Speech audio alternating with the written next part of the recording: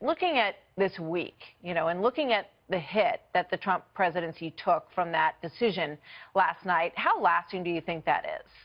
Well, I don't know how lasting it is, but it was a substantial hit. I mean, think of the fact, as you say, we're now into day 22, and here in the first 3 weeks of the Trump presidency, you have a Federal Circuit Court of Appeals. Yes, I know that they're the most left-wing court. Yes, I know they're the most reversed by the Supreme Court, but it's still a Circuit Court of Appeals basically saying that the president did not make a persuasive case that this travel ban was necessary to protect national security. So the court is saying that they side with a judge and with the attorneys general of Minnesota and Wisconsin against the president of the United States on the issue of protecting the country. That's a real slap in the face. And the other point is the fact that we're talking about this right now. There's an awful lot to the Trump agenda: protecting jobs, tax reform, Obamacare, trade, infrastructure, all of those issues. All of the oxygen about them has been eaten up in this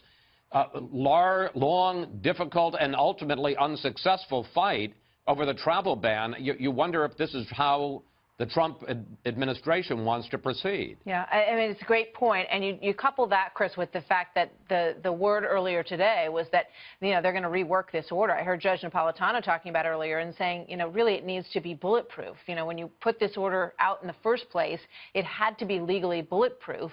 That would suggest that that it was sloppy, that there were missteps in the way that this thing was written. So this doesn't have to be the main story. Perhaps it is an indication that they should have handled this differently. Well, you got that admission from the new Secretary of Homeland Security, General John Kelly, who in a congressional hearing said that it had not been rolled out properly. He took personal responsibility, which is a very unusual thing in Washington for anyone to say, blame me for it. But in fact, it wasn't his. It was mostly the White House and the top aides around President Trump. But yes, it was sloppy. It was sloppy in the way it was drafted, the way that it was rolled out, the lack of consultation with top administration officials, the lack of consultation with congressional leaders. And again, we have spent a week, a third of the presidency, on this subject. There's so many things that this president wants to accomplish, and I wonder, is this the most important? Yeah, steps on the message. So let's move on to some of those other issues. Today, he met with Prime Minister Abe from Japan. He's bringing him this evening back to Mar-a-Lago to play some golf. It's an interesting way of dealing with these foreign leaders, and he's building relationships with China as well. He went back on the One China statement that he made right after he became president.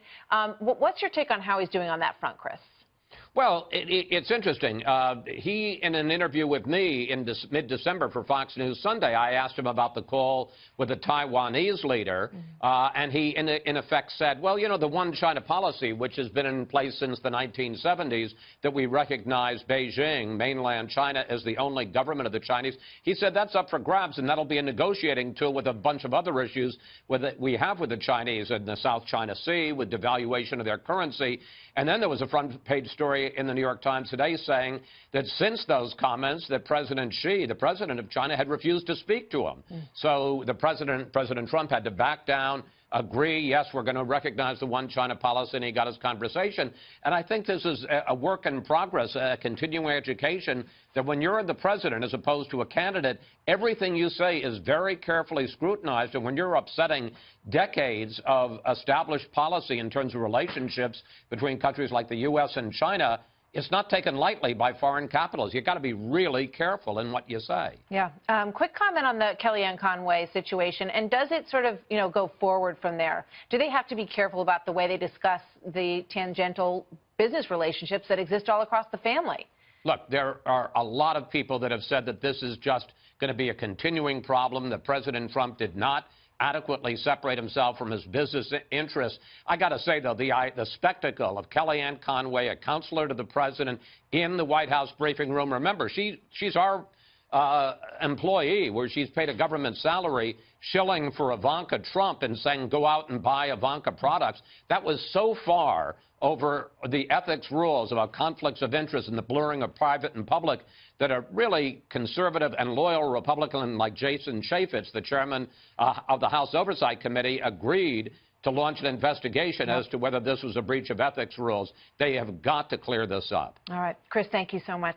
Good to see you.